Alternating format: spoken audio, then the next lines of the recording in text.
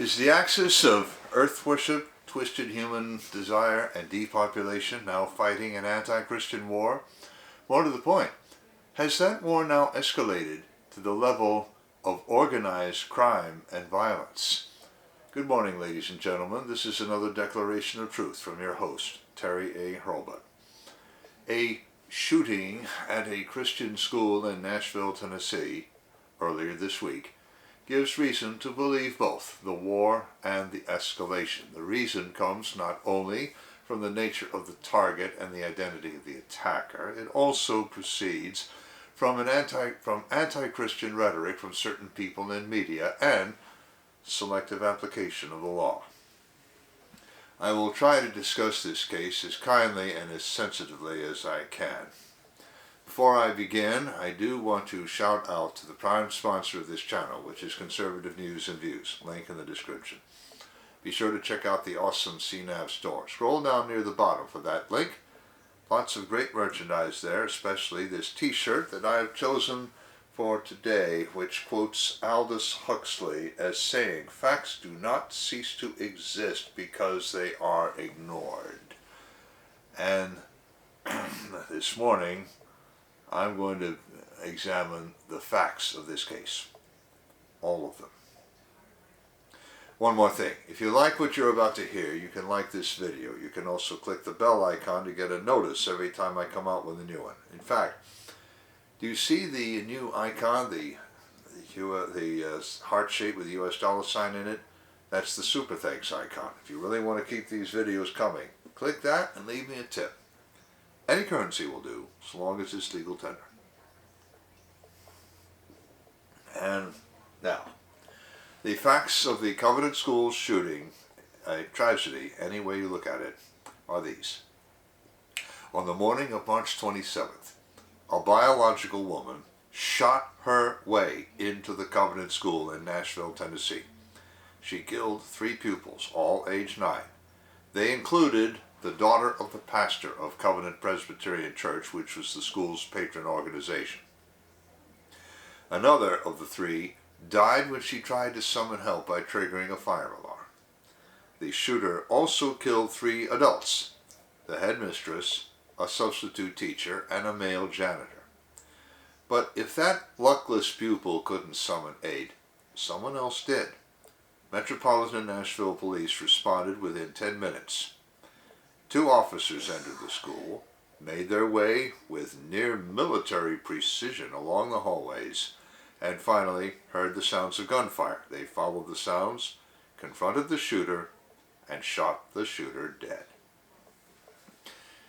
In the hours and days that follow, several other disturbing facts became apparent about the shooter. As a girl, she attended the school. More recently, she decided to transition to become a man.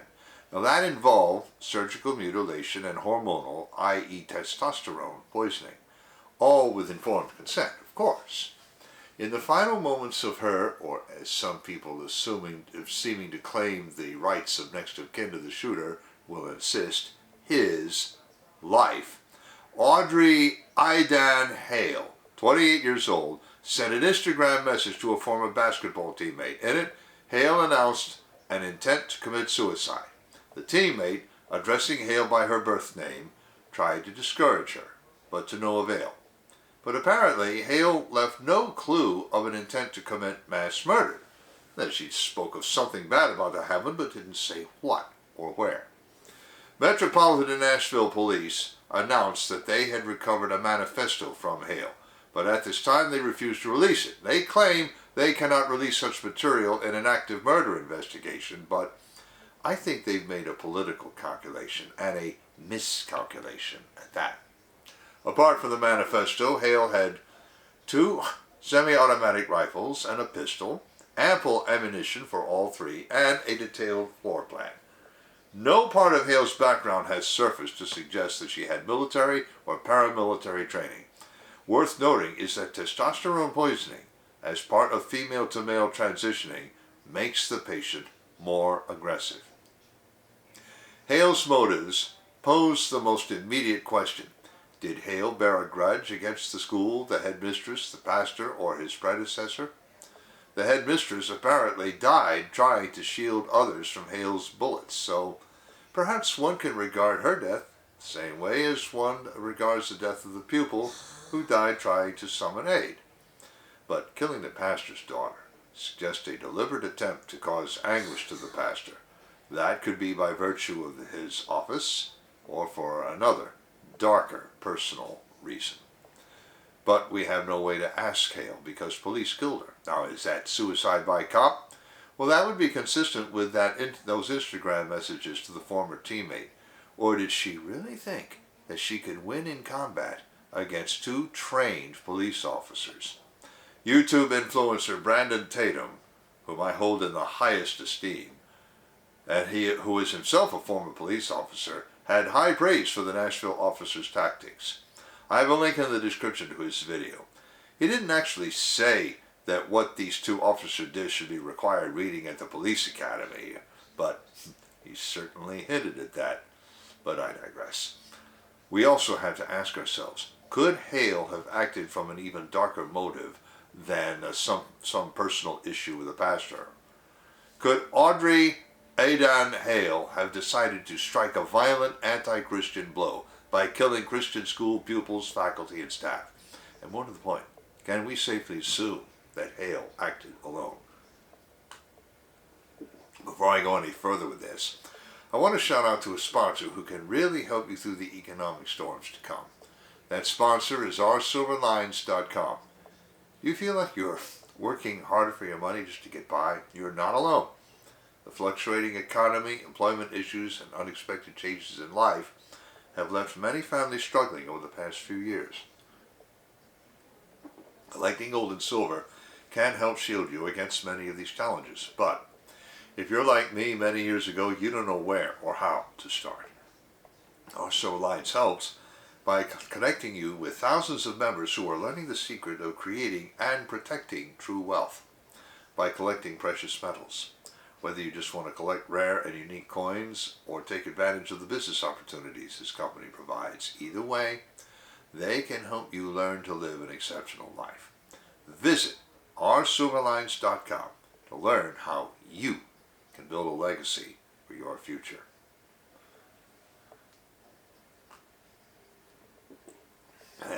Now, let's talk about some of what the media is saying.